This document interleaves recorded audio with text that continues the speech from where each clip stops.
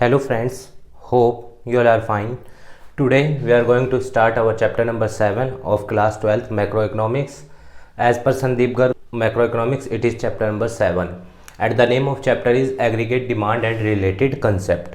Basically इस chapter के अंदर हम aggregate demand, aggregate supply, average propensity to consume, marginal propensity to consume, consumption function, saving function, APS, MPS, we will see all those curves.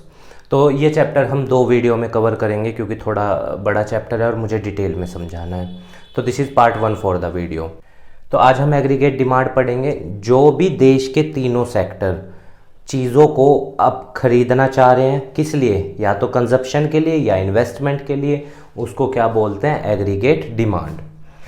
Aggregate demand refers to the total value of all final goods and services which all the sector means primary, secondary, tertiary, all of the 3 sectors of the economy are planning to buy at given level of income during a period of an accounting year. तो this is called aggregate demand. एक accounting year के अंदर जो भी देश के अंदर लोग खरीदना चाह रहे हैं सामान को, किस लिए, कंजप्शन के लिए या इन्वेस्टमेंट के लिए, वो एग्रीगेट डिमांड होती है. एग्रीगेट डिमांड के अंदर 4 कंपोनेंट होते हैं, कंजप्शन, इन्वेस्टमेंट, गवर्नमेंट का खर्चा. एक्स माइनस एम का मतलब है एक्सपोर्ट माइनस इंपोर्ट. पर जनरली जब हम एग्रीगेट डिमांड निकालते हैं तो हम सिर्फ 2 चीज़ों को लेते हैं, किसको, कंजप्शन एंड इन्वेस्टमेंट को. तो याद रखना AD इक्वल टू क्या होता है, C प्लस आई. अब मैं आपको डाटा के ज़रिए निकाल के दिखाता हूँ. ये Y है, ये हमारा C है, ये इन्वेस्टमेंट और ये हमारा AD. याद रखना इनकम को आप 0 से शुरू करोगे और कितने का अंतर रखोगे, 100 का, 200, 300, 400, 500. सो इनकम 0 है और कंजप्शन 40 है. देखो मान लो अगर इनकम 0 होगी तो कंजप्शन कुछ ना कुछ होगा, भले ही आदमी कुछ नहीं कमा रहा है पर लाइफ को सस्टेन करने के लिए वो कुछ ना कुछ खाएगा. तो आप कंजप्शन को कितने से शुरू करोगे, 40 से, और कितने का अंतर रखोगे, 80 का. याद रखना इसमें प्लस 80 करते जाओगे और इसमें प्लस 100 करते जाओगे. बहुत इंपॉर्टेंट है ये. तो आपका डाटा कभी भी गलत नहीं बनेगा. 40 और 80 120, 120 और 80 200, 200 और 80 280, 360, 440. क्लियर है. कंजप्शन 0 इनकम से 40 से शुरू होगा और सब में कितने का अंतर रहेगा, 80 का. इन्वेस्टमेंट 2 तरह की होती है, ऑटोनोमस और इंड्यूस्ड. ऑटोनोमस इन्वेस्टमेंट वो होती है जो इनकम चाहे बढ़ जाए चाहे घट जाए, ये इन्वेस्टमेंट चेंज नहीं होती, हॉरिजॉन्टल होती है, पैरेलल टू एक्स एक्सिस. याद रखना इसको बोलते हैं ऑटोनोमस इन्वेस्टमेंट. एक होती है इंड्यूस्ड इन्वेस्टमेंट, इनकम बढ़ने पे ये बढ़ती है, इनकम घटने पे ये घटती है. ठीक है, इसको बोलते हैं हम इंड्यूस्ड इन्वेस्टमेंट. इसके बीच में डायरेक्ट रिलेशनशिप होती है इनकम और इन्वेस्टमेंट के बीच में. यहाँ इनकम कुछ भी हो जाए वो चेंज नहीं होगा. तो हम यहाँ पे ऑटोनोमस इन्वेस्टमेंट लेते हैं, याद रखना. तो जो भी हमारा 0 पे खर्चा है, 0 पे इनकम पे हमारा खर्चा कितना है, 40 है कंजप्शन, सारों पे इन्वेस्टमेंट वो ही रहेगा. जो भी आप 0 पे कंजप्शन करोगे सब पर इन्वेस्टमेंट वो ही रहेगा. इसका मतलब यह है कि अगर हमें लाइफ को सस्टेन करना है तो हमें मिनिमम इतना तो इन्वेस्ट करना पड़ेगा देश के अंदर. तो ये 40 रुपए इस मिनिमम खर्चा है ये, कि अगर व्यक्ति कुछ नहीं कमा रहा तब भी इतना तो बनाना पड़ेगा उसकी नीड्स के लिए, तो इतना तो इन्वेस्ट करना पड़ेगा. AD मैं आपको बता चुका हूं, C प्लस आई. तो 40 प्लस 40 80, 120 प्लस 40 160, 200 प्लस 40 240, 320, 400 और 480. AD आपको समझ आया कैसे निकला, C प्लस आई. ठीक है, और C कैसे होगा, 40 से शुरू करोगे 80 का अंतर, I को कैसे, वो Y को कैसे शुरू करोगे, 0 से शुरू करोगे और 100 का अंतर इनकम में. I हमारा सारों पे वही पॉइंट रहेगा जो हमारा 0 इनकम पे खर्चा है.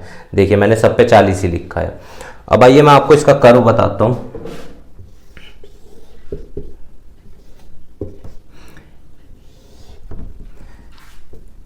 AD is equal to C plus I, ये हमारा C. एक बात याद रखना, एडी का कर्व हमेशा ओरिजिन से ऊपर से शुरू होगा। क्यों? क्योंकि हमें पता है एडी के अंदर क्या है, कंजप्शन इंक्लूड है, और कंजप्शन कभी जीरो नहीं होता। जब कंजप्शन कभी जीरो नहीं होता तो फिर कर्व कभी ओरिजिन से शुरू नहीं होगा। तो हैश लगाकर लिख लेना कि AD curve always starts above the origin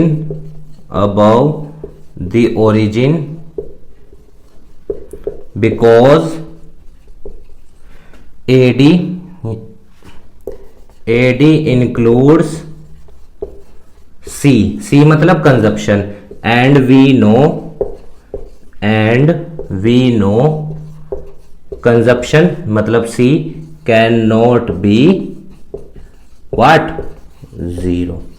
तो अगर कंजप्शन कभी जीरो नहीं हो सकता तो फिर एडी भी कभी जीरो नहीं होगा, इसलिए एडी का कर्व कभी भी ओरिजिन से शुरू नहीं होगा। उम्मीद है आपको एडी का कर्व समझ में आया होगा, एग्रीगेट डिमांड का कंसेप्ट। तो जो भी देश के तीनों सेक्टर कंजप्शन या इन्वेस्टमेंट करना चाह रहे हैं, that is called aggregate demand. ये डाटा आप अपनी नोटबुक में जरूर बनाना जब भी आप नोट्स बनाओगे, और ये वाला कर्व बना लेना, मोस्ट इंपॉर्टेंट है 2022-23 के एग्जाम्स के हिसाब से। अब हम इसके बाद एग्रीगेट सप्लाई कंसेप्ट पढ़ेंगे। ठीक है students, now we will see aggregate supply. तो जो भी देश के तीनों सेक्टर माल बेचना चाह रहे हैं, एग्रीगेट डिमांड में खरीदना चाह रहे थे कंज्यूमर सारे, यहां पे सारे प्रोड्यूसर जो सामान को बेचना चाह रहे हैं उसको क्या बोलते हैं, aggregate supply. Refers to the money value of all final goods and services that all the producer are willing to supply या sell in an economy in a given period of time, that is aggregate supply। AS का formula क्या होता है, AS is equal to C plus S, consumption plus saving. जो माल use हो गया, जो माल बच रहा है, दोनों को जोड़ दोगे तो एग्रीगेट सप्लाई आ जाएगी। अच्छा एक बात बताइए, इनकम कैसे निकलती है, Y का मतलब इनकम भी तो निकलती है, खर्चा प्लस सेविंग। मान लो 100 रुपए मैंने खाए, 50 रुपए मैंने बचाए, तो कितने कमाए थे मैंने, 150। और एएस भी ऐसे ही निकलता है, सी प्लस आई। तो एक चीज याद रखना, एएस किसके इक्वल होगा, हमेशा वाई के। अभी मैं जो डाटा बनाऊंगा उसमें आपको ये दिखाई भी देगा कि एएस वाई के इक्वल है, पर अभी आप सिर्फ ये याद रखना एएस वाई के इक्वल होता है, क्योंकि दोनों को निकालने का मेथड क्या है, सेम है। तो एएस किसके इक्वल होगा, हमेशा वाई के। आइए देखते हैं, Y C S AS. AS का मतलब एग्रीगेट सप्लाई। वाई कितने से शुरू करना है, 0 से, और कितने का अंतर, 100 का, 300 400, ठीक है। और कंजप्शन कितने से शुरू करना है, 40 से, और कितने का अंतर, 80 का। तो और याद रखना 0, अगर कमाई भले ही 0 है, कंजप्शन 0 नहीं होता, इसलिए कंजप्शन 40 से शुरू होगा ही होगा। इसमें 80 जोड़ेंगे, 120, 200, 280 और 360।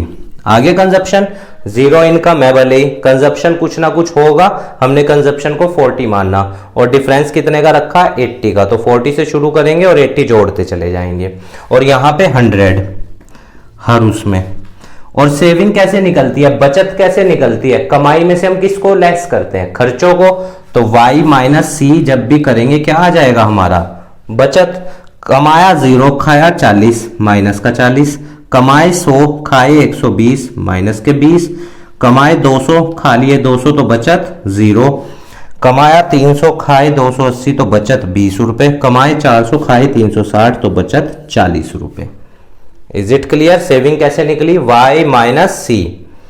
अब हम निकालते हैं एएस। एएस कैसे निकलता है, C plus S, consumption plus saving. तो 40 के पॉजिटिव माइनस के 40 0, 120 पॉजिटिव के माइनस के 20 100। जब हम इसमें जोड़ेंगे, 200 में 0 जुड़ेगी 200, 280 में 20 जुड़ेंगे 300, 360 में 40 जुड़ेंगे 400। एक बात बताओ, y और एएस सेम है हर पॉइंट पे, इसीलिए y और as क्या होते हैं, इक्वल। देखो इक्वल हैं भी, और चाहे हम as की लाइन इन दोनों को जोड़ के भी ना निकाले ना, इसी को रख दें तब भी वो ठीक मान्या जाएगी। और अब मैंने आपको जोड़ के भी दिखाई कि 280 में कमाई में उसमें खर्चों में बचत जोड़ी, ए एस आ गया। सी प्लस एस करके ही तो लाना था। अब ए एस का कर्व देखिए,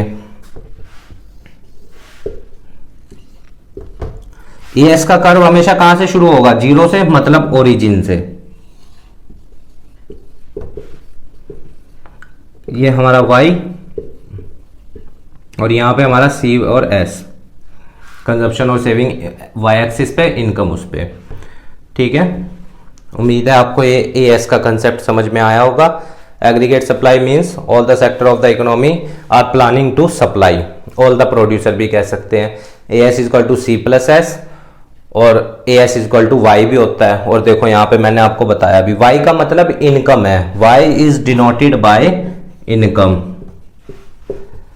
सी is consumption is denoted by C, saving is denoted by S और investment is denoted by, remember always, I. ये भी आप याद रखना। ठीक है, तो y 0 से शुरू करना है और कितने का अंतर? 100 का। कंजप्शन कितने से शुरू करना है? 40 से, और अंतर कितने का? 80 का। और सेविंग कैसे निकालोगे? कमाई में से बचत को उसको कमाई में से खर्चों को लेस करोगे तो क्या आ जाएगी? सेविंग। और एस कैसे आएगा? सी प्लस एस करके। इसको आप अपनी नोटबुक में बना लेना, बहुत इंपॉर्टेंट है। फिर हम आगे शुरू करते हैं। आप वीडियो को पॉज करके चाहे स्क्रीनशॉट ले लीजिए और इसको नोटबुक में लिख लेना। ठीक है, इसके बाद जो अब हम पढ़ेंगे वो हम पढ़ेंगे क्या? Consumption function. फिर उसके बाद एपीसी पढ़ेंगे, average propensity to consume, then marginal propensity to consume. फिर हम जो फर्दर टॉपिक्स हैं वो नेक्स्ट वीडियो में देखेंगे। ठीक है, आप इसको लिख लीजिएगा। So students, our next heading is consumption function. Basically consumption function हमें क्या बताता है कि हम मान लो मैं 100 रुपए कमा रहा हूं, उसमें से खर्च कितने कर रहा हूं, ये मेरे को कंजप्शन फंक्शन बताता है। कि मेरी कमाई 1000 रुपए, मैं कितने खा रहा हूं, दैट इज कंजप्शन फंक्शन। तो refers to the functional relationship between, किसके बीच की? Consumption and income. तो ये सी है कंजप्शन, एफ फंक्शनल रिलेशनशिप को दिखा रहा है और वाई का मतलब इनकम। अब मैं आपको डाटा बना के दिखाता हूं,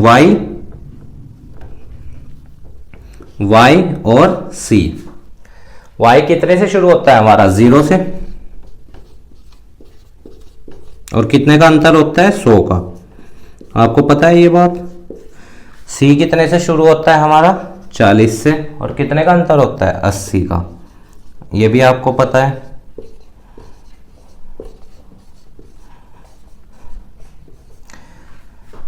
तो देखो, जब मैं 100 रुपए कमा रहा हूं, कितने खा रहा हूं? 120। 200 कमा रहा हूं, 200 खा रहा हूं, 300 कमा रहा हूं, 280 खा रहा हूं। ये मेरे को कौन बता रहा है? Consumption function. एक पॉइंट यहां पे ऐसा है जहां पे मेरा वाई और खर्चा क्या है? इक्वल है। तो यहां पे मेरी कमाई और खर्चे क्या है? बराबर है। बचत यहां क्या होगी? 0। सेविंग यहां पे क्या होगी? 0, क्योंकि जितना कमाया उतना खर्च कर दिया। यहां पे कमाई कम है और खर्चा ज्यादा है, तो कमाई कम है, खर्चा ज्यादा है, तो यहां मेरी बचत नेगेटिव में होगी। सेविंग, एस का मतलब सेविंग मेरी यहां क्या होगी? नेगेटिव में, क्योंकि कमाई कम है और खर्चे ज्यादा। अभी मैं करों पे भी दिखाऊंगा आपको ये चीज। कमाई कम है और खर्चे ज्यादा है, तो बचत क्या होगी यहां पे? नेगेटिव में। y is less then consumption, तो सेविंग विल बी नेगेटिव। इस पॉइंट के बाद कमाई बड़ी है और खर्चे क्या है? छोटे। तो कमाई बड़ी होगी, खर्चे छोटे हो गए, तो सेविंग किस में चली जाएगी? सेविंग किस में चली जाएगी? पॉजिटिव में। और देखते हैं आइए कर्व पे इसको।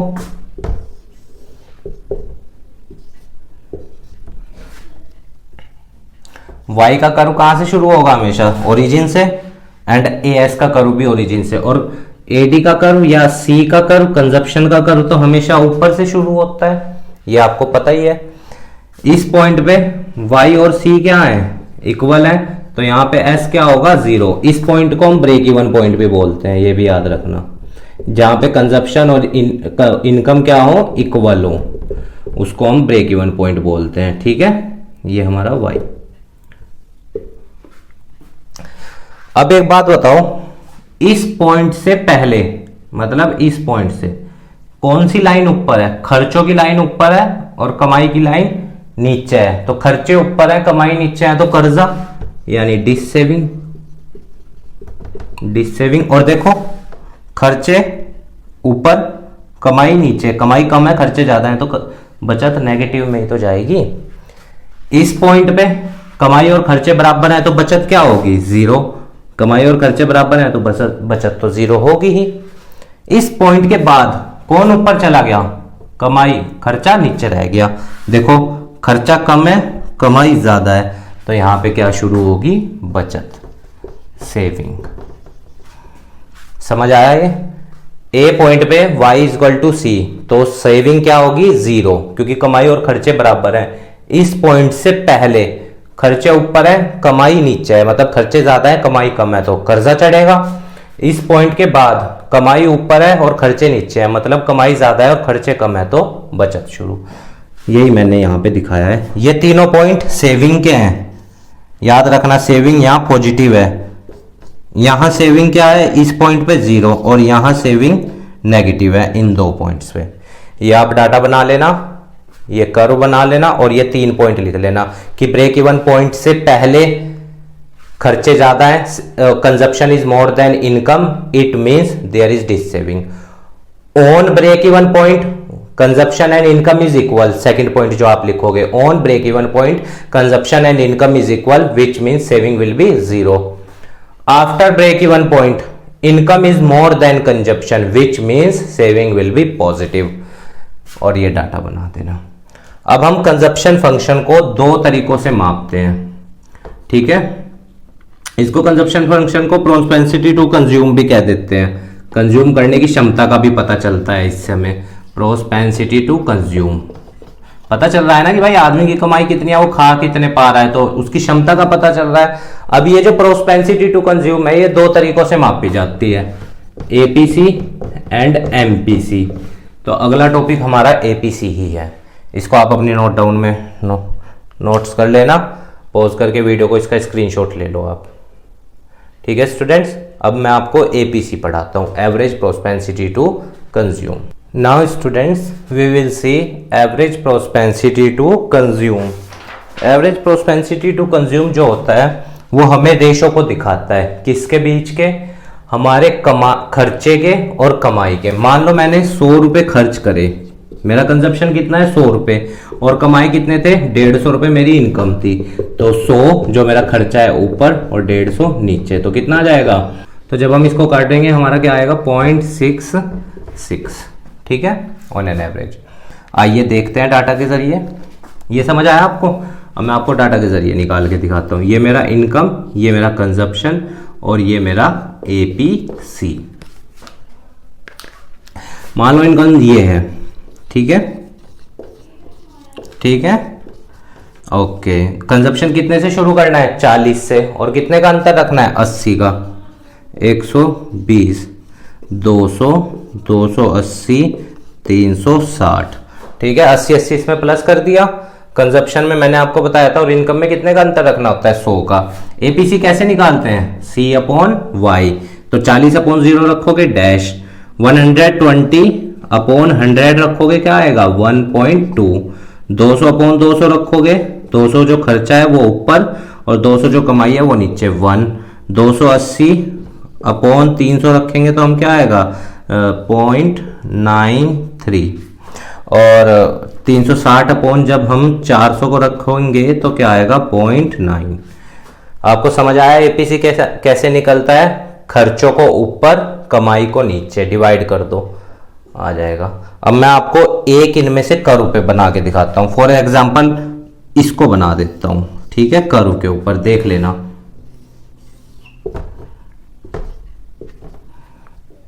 सी का कर्व हमेशा ऊपर से शुरू करना है, याद रखना, ओरिजिन से नहीं, क्योंकि कंजप्शन कभी जीरो नहीं होता। तो जब हम 360 रुपए खर्च कर रहे थे, खर्चा कितना है 360, उस टाइम कमा कितने रहे थे, कमाई कितनी थी 400 रुपए, यही तो है। तो एपीसी कैसे निकलता है आप बताओ, C अपॉन वाई, तो 360 ऊपर और नीचे क्या आएगा 400, और मेरा एपीसी क्या आ जाएगा 0.9। समझ आया? खर्चों को ऊपर रखना है और कमाई को नीचे डिवाइड कर देना है, 0.9 आ गया। ये हमारा वाई इनकम और ये हमारा कंजप्शन। अब इसमें ना कुछ पॉइंट्स हैं। क्या एपीसी 1 हो सकता है? बिल्कुल हो सकता है। कब होगा? जब ऊपर भी सेम डिजिट है और नीचे भी। तो यानी जब खर्चे और कमाई इक्वल हो तब एपीसी क्या हो सकता है? 1। तो पहला पॉइंट आप लिखोगे एपीसी कैन बी 1। कब होगा 1? व्हेन सी कंजप्शन किसके इक्वल हो? इनकम के। यहां पे ऐसे भी बना लेना, 200 खाया 200 कमाया, तो एपीसी 1 आ गया। ये पूछता है बोर्ड में कि क्या 1 से ज्यादा हो सकता है एमपीसी, इस तरह से चीजें एपीसी। तो एपीसी 1 हो सकता है कब? जब कमाई और खर्चे बराबर हो। अच्छा, एपीसी 1 से ज्यादा हो सकता है? बिल्कुल हो सकता है। जब कमाए कितने? 100 रुपए और खाए कितने? 120 130। देखो यहां कमाए थे कितने? 100 रुपए, खाए थे कितने? 120। एपीसी कितना आया? 1.2। तो yes, APC can be more than 1। कब होगा 1 से ज्यादा? When consumption C is more than Y. आप लिखना consumption is more than income, चाहे ऐसे साइन बना लेना। तो और यहां पे करके दिखा दो, 120 रुपए खाए 100 रुपए कमाए, तो एपीसी क्या आया? 1.2। तो देखो हो गया 1 से ज्यादा। अच्छा, 1 से छोटा हो सकता है? थर्ड पॉइंट कि कमाए 100 रुपए और खाए 60 रुपए या 80 रुपए खाए। बिल्कुल हो सकता है। और देखो यहां हो भी रहा है, कमाए 400 खाए कितने? 360।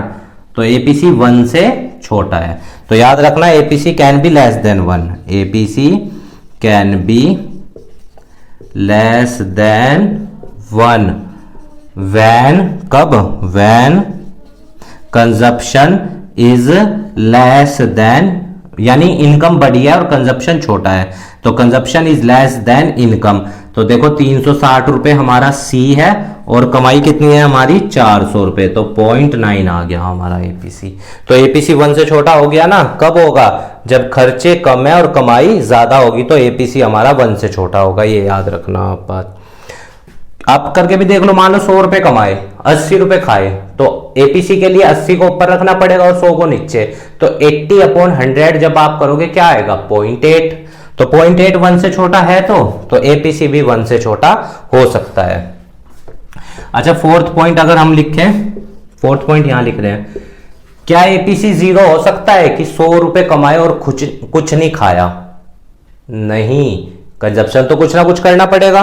तो याद रखना एपीसी कैन नॉट बी 0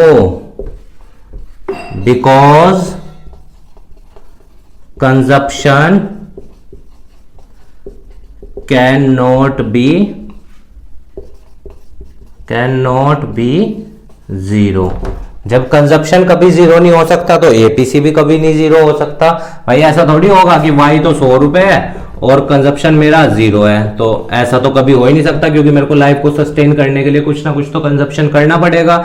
यानी एपीसी का जो फॉर्मूला है C/Y, सी की जगह तो मेरे को कुछ ना कुछ कभी ना कभी रखना पड़ेगा, मैं उसको 0 नहीं लिख सकता।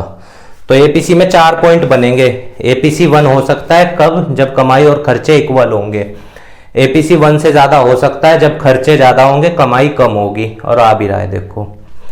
एपीसी 1 से छोटा हो सकता है जब खर्चे कम होंगे और कमाई ज्यादा होगी, ये देखो। एपीसी 0 कभी नहीं हो सकता क्योंकि खर्चे कभी 0 नहीं हो सकते। इसको आप अपनी नोटबुक में बना लेना, ये डेफिनेशन, ये एपीसी का फॉर्मूला है। फिर उसके बाद इस डाटा को बनाना, यहां से यहां तक ये जो है, ठीक है, ये डाटा बना लेना। फिर वो कर्व बनाना अपनी नोटबुक में, फिर ये चारों पॉइंट लिख लेना। ठीक है स्टूडेंट्स, अब हम मैं इस वीडियो का लास्ट टॉपिक जो है MPC, marginal propensity to consume, वो देखते हैं। So now students we will read marginal propensity to consume. बहुत आसान है, यहां समझो। मान लो कमाई 100 रुपए थी, आप 40 रुपए खर्च कर रहे थे, ठीक है। अब कमाई 200 रुपए हुई, अब आपने खर्चा कितना कर दिया? 60 रुपए। तो खर्चों में कितना चेंज लेके आया आप? 20 रुपीज। कब? जब कमाई में कितना चेंज आया? 100। तो ये है आपका delta Y, change in income. कितना इनकम में चेंज आ रहा है? 100 रुपए का। यह है डेल्टा सी, खर्चों में कितना चेंज आ रहा है? 20 का। तो 20/100 यानी एमपीसी इक्वल टू 0.2। समझ आया? देखिए एमपीसी जो होता है वो रेशो को दिखाता है, किसके बीच के? जो कंजप्शन में चेंज इन, यहां पे पहले कंजप्शन लिख लेना, ठीक है, और यहां पे इनकम लिखना। तो किसके बीच के रेशो को दिखाता है? जो कंजप्शन में चेंज आया उसको ऊपर रखना है, और जो इनकम में चेंज आया उसको नीचे। मैंने यही किया। कंजप्शन में कितना चेंज आया था? 20 रुपीज का, वो ऊपर। इनकम में कितना चेंज आया? 100 रुपीज का, वो नीचे। MPC will be 0.2। आइए डाटा के जरिए इसको देखते हैं प्रॉपर वे में। ये जस्ट एक एग्जाम्पल के रूप में था, ठीक है। एमपीसी ये वाला जो था एक एग्जाम्पल था कि delta C upon delta Y. Consumption में 20 का चेंज था वो हमने ऊपर रखा, इनकम में 100 का चेंज था वो नीचे रखा। अब इसको एक प्रॉपर मैनर में देखते हैं। आइए डाटा के जरिए देखते हैं। पहले ये वाई, ये सी, ठीक है, और delta C, delta Y, MPC. कमाई थी 0, 100, 200, 300। खर्चा कितने से शुरू होता है? 40 से। और कितने का अंतर? 80 का। ये आपको बता रखा है 200, 280। डेल्टा सी, डेल्टा सी का मतलब चेंज इन कंजप्शन। पहले पे तो डैश लगेगा। कितना चेंज आया कंजप्शन में? 80 का। कितना चेंज आया कंजप्शन में? 80। कितना चेंज? 80। 280 हुआ। इनकम में कितना चेंज आया? पहले पे डैश 100। यहां पे कितना चेंज आया? 100 से कितना हुआ? 200, तो 100 का चेंज आया। 200 से 300 हो गया तो कितने का चेंज आया? 100 का। एमपीसी कैसे निकलता है? Delta C upon delta Y. तो डेल्टा सी कितना है मेरा? 80। डेल्टा वाई कितना है मेरा? 100। तो क्या आएगा एमपीसी? 0.8। यहां पे भी 0.8 और यहां पे भी 0.8। उम्मीद है आपको एमपीसी निकालना समझ में आया होगा। Delta C upon delta Y. ये हमारा इनकम है, 0 से शुरू होगा 100 का अंतर। ये हमारा कंजप्शन है, 40 से शुरू होगा 80 का अंतर। डेल्टा सी ये में से ये 80 है, और वाई में कितने का चेंज है? 100 का। तो एमपीसी आ जाएगा 80/100 0.8। 80/100 0.8। 80/100 0.8। आइए इसको कर्व पे देखते हैं। सी का कर्व हमेशा कहां से शुरू होगा आपको पता है? Above the origin. अब इसमें ना आपको दो उठाने होंगे, इसको उठा लेते हैं इन दोनों को। जब 200 खर्चा था उस टाइम कमाई कितनी थी? 200 रुपए थी, ठीक है। जब खर्चा कितना किया?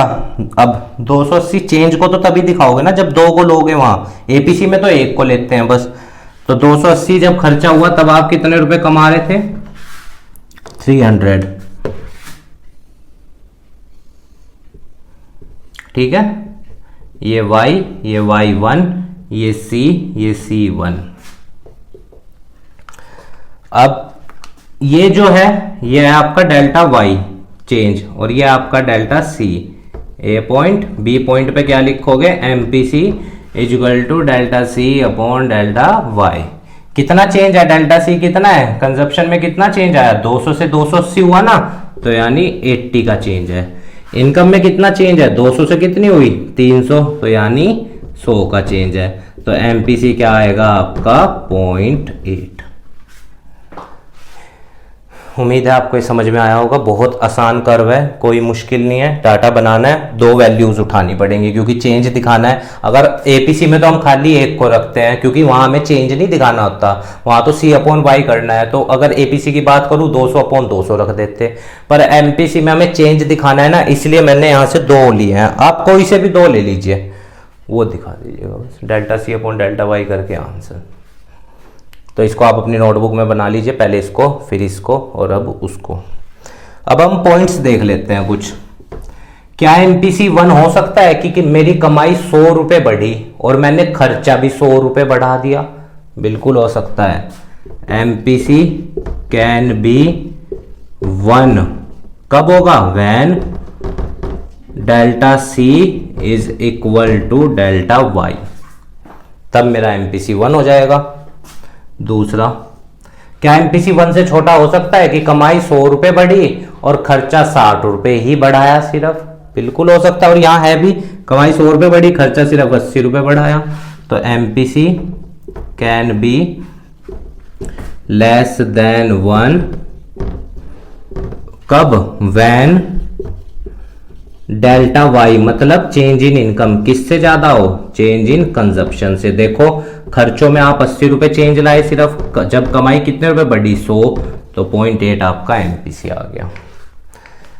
थर्ड पॉइंट, MPC 0 हो सकता है कि कमाई 100 रुपए बढ़ी और खर्चा कुछ नहीं बढ़ाया? बिल्कुल हो सकता है। MPC कैन बी 0, कब होगा 0? When delta C is 0 and delta Y किसके इक्वल हो जाएगा? डेल्टा S के। मेरी कमाई 100 रुपए बढ़ी, वो सारा मैंने बचा लिया, तो चेंज इन सेविंग भी 100 होगा, तो उस टाइम मेरा डेल्टा C क्या हो जाएगा? 0, और जैसे ही डेल्टा C 0 होगा MPC 0 हो जाएगा। तो द लास्ट पॉइंट कि MPC 1 से ज्यादा हो सकता है। फोर्थ पॉइंट मैं यहां पे लिख रहा हूं, ठीक है, this will be our fourth point. तो MPC 1 से ज्यादा हो सकता है? नहीं। क्यों? क्योंकि मान लो मेरी कमाई 100 रुपए बढ़ रही है, मैं खर्चा 150 रुपए थोड़ी बढ़ा सकता हूं, मैं ज्यादा से ज्यादा अपना खर्चा 100 रुपए बढ़ा सकता हूं। तो MPC can not be more than 1 because delta C can not be more then delta Y। Delta Y से डेल्टा C ज्यादा नहीं हो सकता, इसलिए MPC 1 से ज्यादा नहीं हो सकता। तो आप पहले ये लिखिएगा, फिर ये डाटा बनाइएगा, फिर वो कर्व लिखिएगा अपनी नोटबुक में, और फिर ये चारों पॉइंट्स लिखिएगा। ये था आपका MPC।